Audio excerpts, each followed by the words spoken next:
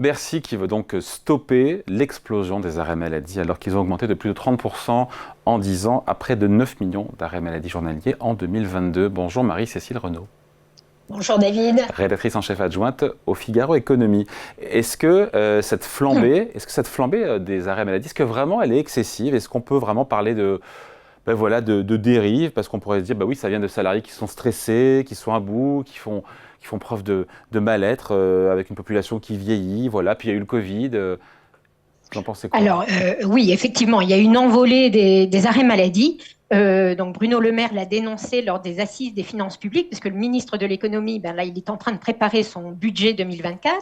Il a annoncé qu'il allait faire 10 milliards d'économies, qu'il devait faire 10 milliards d'économies, et donc il allait devoir tailler dans les dépenses de santé, et en particulier sur les arrêts maladie qui explosent.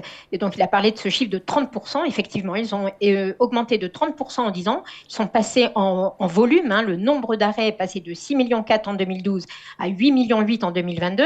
Ils ont explosé aussi en valeur. Vous savez, ces IJ, ces indemnités journalières que l'on verse en cas de maladie, la dépense explose. Elle a atteint 16 milliards d'euros l'an dernier, en 2022. Alors, vous me disiez, David, effectivement, il y a eu la crise sanitaire. C'est vrai, l'assurance maladie a pris en charge les arrêts des cas Covid et même des cas contacts. Donc, effectivement, ça a participé à l'augmentation. Mais même quand on exclut les effets de la crise sanitaire, ça augmente. Alors, ça s'explique par des facteurs structurels. La population active augmente, la population vieillit, donc ça, ce sont des faits. Il y a aussi des facteurs conjoncturels. L'inflation qui tire le dynamisme des salaires et qui a conduit à une triple revalorisation du SMIC l'an dernier, tout ça, ça a un impact, bien sûr, sur la dépense d'indemnité journalière. Mais même si on enlève tous ces effets, là encore, ça reste très dynamique. Donc, la conclusion, c'est qu'il y a quand même un problème de comportement. Et comme l'a dit Geoffroy Roux de Bézieux, le patron du MEDEF, il y a des arrêts de complaisance, il y a des arrêts abusifs. Même le directeur de l'assurance maladie, Thomas Fatome, le reconnaît et dit certains assurés et certains médecins ne jouent pas le jeu. Alors, c'est bien parce que vous avez dit beaucoup de choses, Marie-Cécile, mais 16 milliards d'euros, c'est ce que ça coûte à la collectivité. Mais sur ces 16 milliards, la question, c'est de savoir quel est le pourcentage d'arrêts maladie qui n'est pas justifié. Ces fameux arrêts de travail de complaisance. On peut chiffrer vraiment les abus, et à la double question, les abus, et puis un peu le profil de celles et ceux qui abusent, qui en abusent. Alors, c'est une question compliquée. Chiffrer exactement la fraude, c'est toujours difficile, puisque par définition, la fraude, on ne la connaît pas. Mais le gouvernement a décidé d'agir sur deux leviers. D'une part, il veut contrôler les médecins surprescripteurs, ceux qui auraient la main un peu trop lourde. Donc, l'assurance maladie a lancé là une vaste campagne. Elle en lance régulièrement, mais bon, là, ils ont mis 1000 médecins sous objectif. Ils ont également invité 5000 médecins à des entretiens dits confraternels pour réviser leurs pratiques. Et 15 000 autres médecins vont avoir la visite d'un délégué de l'assurance maladie. Alors les médecins, bien sûr, sont furieux, ils crient au harcèlement, à l'ingérence dans leurs prescriptions, et eux, ils pointent plutôt sur les plateformes de téléconsultation. Par ailleurs, par exemple, dans le Figaro, alors c'est différent, mais vous avez sur Internet aussi beaucoup d'escrocs qui vendent des arrêts. On a une collègue là au Figaro, et ma confrère, qui a fait le test et qui a réussi à acheter pour 20 € un arrêt de 10 jours. Donc, il y a tout un article dans le Figaro qui raconte ça. Mais effectivement, il y a le problème des réseaux sociaux, d'Internet, et il y a aussi ce problème des plateformes de téléconsultation. Alors, le gouvernement est bien alerté, et l'an dernier, dans le budget de la Sécu, ils avaient prévu de mettre un dispositif comme quoi tout arrêt qui aurait été obtenu sur une plateforme et qui n'était pas délivré par le médecin traitant ou par un médecin qui aurait vu le patient dans l'année écoulée, il n'y aurait pas eu d'IJ. Et puis, malheureusement, c'est quand même une mesure de bon sens. D'indemnité journalière, c'est ce qui est versé par la Sécu, la rémunération qui est versée par la Sécu. Et malheureusement, ce dispositif, qui était quand même de bon sens, a été retoqué par le Conseil constitutionnel. Donc, le gouvernement est en train de réfléchir et revenir avec de nouvelles propositions. Donc, ça, c'est le contrôle sur les médecins, médecins prescripteurs. Après, il y a les assurés. Ouais, et il y a l'idée d'augmenter le délai de carence, si j'ai bien compris. Donc le délai de carence, c'est les jours qui ne sont pas rémunérés. Il existe déjà des délais de carence, si je parle sous votre contrôle, 3 jours dans le privé, 1 jour dans la fonction publique, c'est ça. Et l'idée, ce serait quoi, de le passer à combien?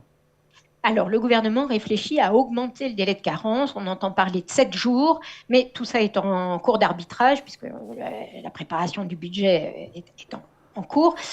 Donc, augmenter le délai de carence, ça pourrait être une solution pour dissuader les gens de prendre des arrêts courts, vous voyez, pour un rhume ou des petites maladies pas trop graves.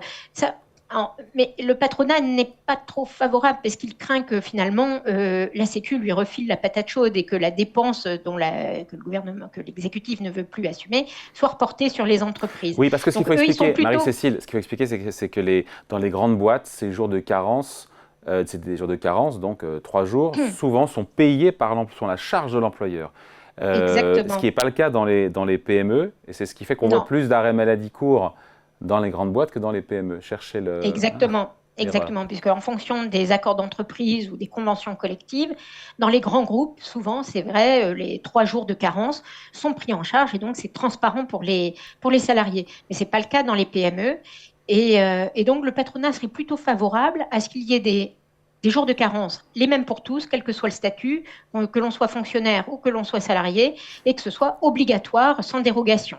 Donc ça, c'est en cours. Mais vous voyez que c'est assez explosif de vouloir aligner le jour de carence de la fonction publique sur les 3 jours de carence du privé, et puis de ne pas prévoir de dérogation et que tout le monde soit logé à la même enseigne. Sans aucun parti pris, quand on regarde les chiffres, est-ce qu'il y a plus d'arrêts maladie dans la fonction publique que dans le privé, quand on sait que les jours de carence sont d'1 jour dans le public et de 3 dans le privé? Oui, on est à 15 jours en moyenne dans la fonction publique, 10 jours en moyenne dans le privé, et pour les travailleurs non salariés, on est à 2 jours et demi. Donc il y a de vraies différences, et voilà, la différence de législation impacte les comportements. Et pour les entreprises, pour les chefs d'entreprise, c'est un vrai casse-tête. On a fait témoigner de nombreux chefs d'entreprise là dans le Figaro. On a par exemple la patronne d'un Intermarché qui nous dit mais c'est un casse-tête, tous les jours j'ai des absents, et notamment chez les jeunes, hein, c'est pas que les vieux, on pourrait se dire avec le décalage de l'âge de départ en retraite, plus on travaille tard, plus on est malade, statistiquement c'est vrai, mais là le fait est qu'il y a aussi des arrêts courts et de la part de salariés jeunes. Donc notre chef d'entreprise Intermarché nous dit moi si mes rayons sont vides, les clients partent. On a une directrice de crèche qui nous dit moi les parents ils arrivent le matin, ils déposent leurs enfants, elle est obligée de refaire tous les jours, m'a-t-elle dit, ses plannings, parce que tous les jours elle a des absences qui lui sont signalées par SMS. Voilà, donc ce sont les arrêts courts, Marie-Cécile, ce sont les arrêts courts qui sont dans le viseur du gouvernement? Oui, plus que les arrêts longs, parce qu'effectivement quand vous arrêtez pour une grave maladie, pour un cancer, etc. Le gouvernement veut lutter contre ces arrêts courts qui pourraient ne pas être toujours justifiés et qui désorganisent les services, si vous voulez, parce que ça crée des désorganisations. Ouais. Sachant que ça explose apparemment les arrêts courts chez les cadres aussi. Hein. Oui, chez les cadres. On les retrouve aussi dans les grands groupes. Voilà. Et puis il y a aussi donc ce problème d'Internet et des plateformes qu'il va falloir réguler, parce que la téléconsultation, c'est très bien quand c'est bien encadré, quand c'est pratiqué avec le médecin traitant, ça peut être un vrai plus, une réponse en partie aux déserts médicaux, et ça permet de libérer du temps médical. Mais voilà, quand ça nourrit le nomadisme, des chefs d'entreprise nous disent mais je reçois des arrêts maladie, c'est jamais le nom du même médecin. Les gens font le tour, ils contactent 10, 15, 20 médecins jusqu'à obtenir l'arrêt maladie souhaité. Ben, vous voyez bien qu'il y a un problème. Et sachant qu'on n'a pas le motif, parce qu'évidemment, il y a le secret médical qui est derrière. Bien sûr, bien sûr, bien sûr. Bon, l'employeur n'a jamais le motif. En tout cas, c'est un sujet que Bercy prend à bras-le-corps avec des... Ah oui.